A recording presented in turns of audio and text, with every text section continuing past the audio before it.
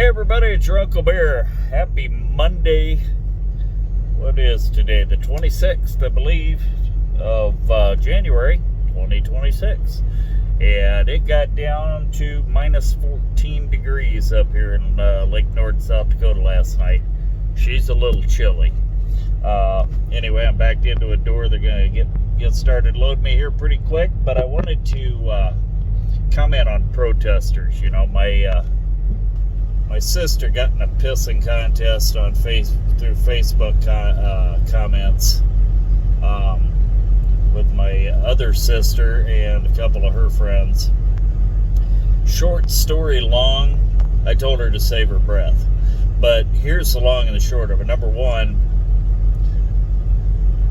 back in 2020 when we had black people walking down the street saying if a white person comes down this street, kill them. That's when I stopped going to Minneapolis, St. Paul.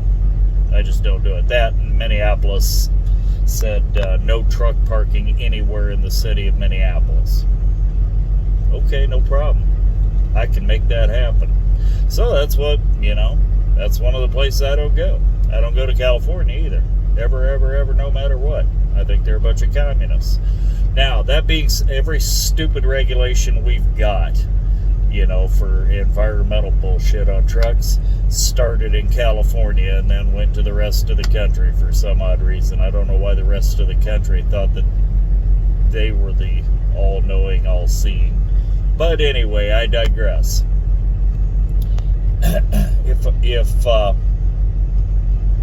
I remember back during the George Floyd riots up in the cities, the peaceful protests, if you will.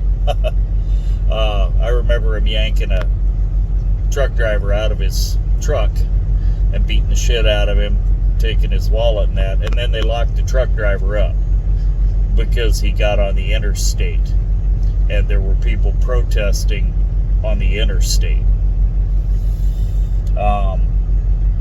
I was always under the impression that a federal highway, which is what an interstate is, I was always under the impression that pedestrians were not supposed to be on a federal highway, U.S. route, or an interstate.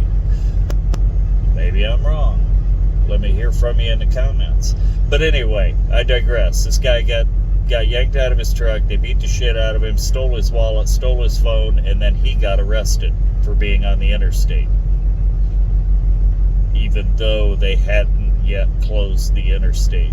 They hadn't blocked the ramps or anything. Now, that being said, I also remember back in the 90s out in LA, the Rodney King riots. I remember a truck driver named Reginald Denny. He was a regional driver out there, and he got yanked out of his truck, hit in the head with a brick. He literally almost died in that deal. So here's my message to the protesters.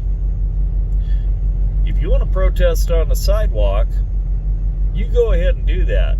But if you get in front of my truck, let me make no mistake here. I will be going home to my wife.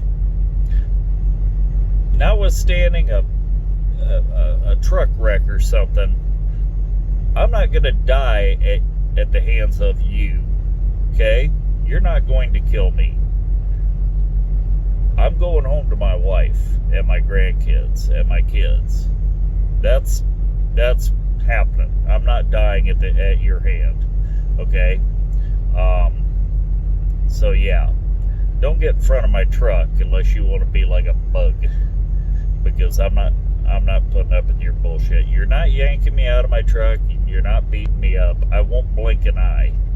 I will run your dumb ass over, because only a moron is dumb enough to get in front of a semi. Plain and simple. Get the hell out of the way.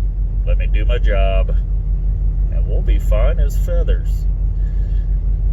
But if you think that 20 of you getting in front of my truck is going to even slow me down, no, I'll be grabbing gears, brothers and sisters. I'll be grabbing gears, because I'm going home.